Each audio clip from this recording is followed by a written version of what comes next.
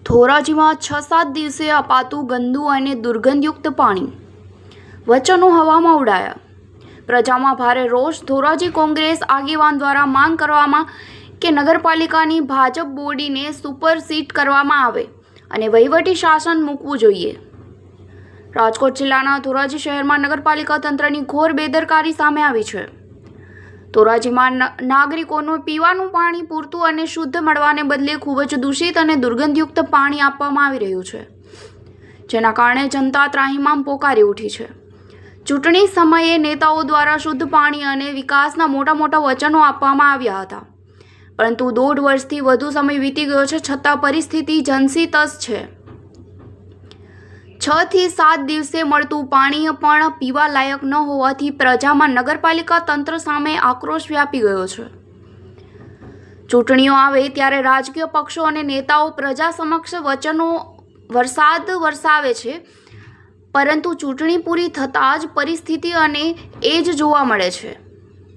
ધોરાજીમાં નગરપાલિકા ધારાસભ્ય અને સાંસદની ચૂંટણીઓ વખતે ભાજપના આગેવાનોએ ધોરાજીની પ્રજાને સારું અને શુદ્ધ પાણી વિતરણ કરવાનું વચન આપ્યું હતું।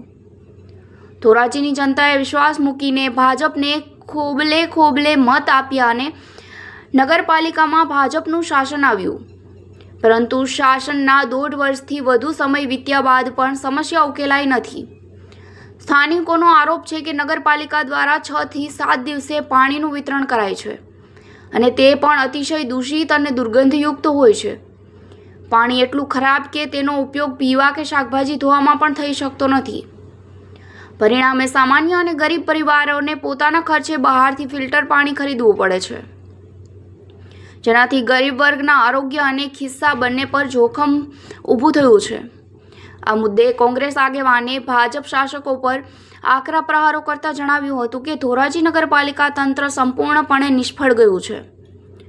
ધોરાજીમાં નગરપાલિકા ધારાસભ્ય અને સાંસદ ત્રણેય ભાજપના હોવા છતાં જનતાની દુર્દશા થઈ રહી છે। કોંગ્રેસે ધોરાજી નગરપાલિકાની બોડીને સુપરસીડ કરી વહીવટદાર મૂકવાની માંગ કરી છે। પત્રકાર રાજુભાઈ બગડાની સાથે નરેશ પટણી, ડીજી ન્યૂઝ, ધોરાજી।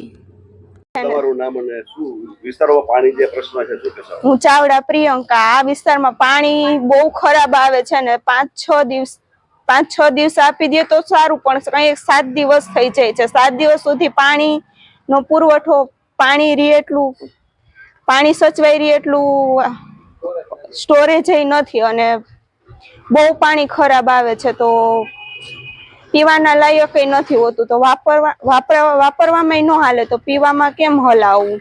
કેટલા દિવસે પાણી વિતરણ છે નગરપાલિકા દ્વારા? 5-6 દિવસે આવે। તમારી માંગણી? પાણી ચોખ્ખું આપે તો વાંધો ન આવે, તો પીવાને લાયક તો હાલે, વાપરવામાં તો હાલત દૂષિત પાણી કેવી મહિલાઓને પરેશાન થાય છે? પાણી બહુ ખરાબ આવે છે, તો પીવામાં કેમ યુઝ કરવો? રસોઈ પાણી એમાં તો જોઈએ ને સારું પાણી ને। મારું નામ દિનેશભાઈ વોરા, શહેર કોંગ્રેસ પ્રમુખ, ધોરાજી।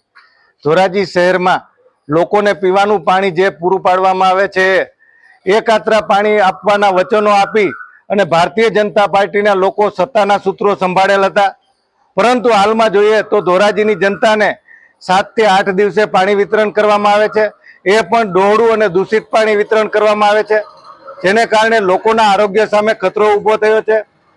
પરંતુ આ સત્તાધીશો વામણા સાબિત થયા છે, જેથી ધોરાજી નગરપાલિકાને સુપરસીડ કરવી જોઈએ અને ધોરાજી નગરપાલિકામાં પણ ભાજપનું શાસન હોય, ધારાસભ્ય પણ ભાજપના હોય અને કેન્દ્રીય મંત્રી જેવો નેતૃત્વ કરી રહ્યા છે, સાંસદ પણ ભાજપના છે, છતાં પણ લોકોની અપેક્ષા ઉપર પૂર્ણ વિરામ મૂકી દેવામાં આવ્યું છે અને લોકોને સમયસર પાણી મળતું નથી અને જે પાણી મળે છે એ પણ ડોહળું અને દૂષિત પાણી વિતરણ થાય છે। અમારી માગણી છે કે હાલની નગરપાલિકાની બોડીને સુપરસીડ કરવામાં આવે અને વહીવટદારનું શાસન મૂકવામાં આવે ને લોકોને પીવાનું શુદ્ધ પાણી પૂરું પાડવામાં આવે।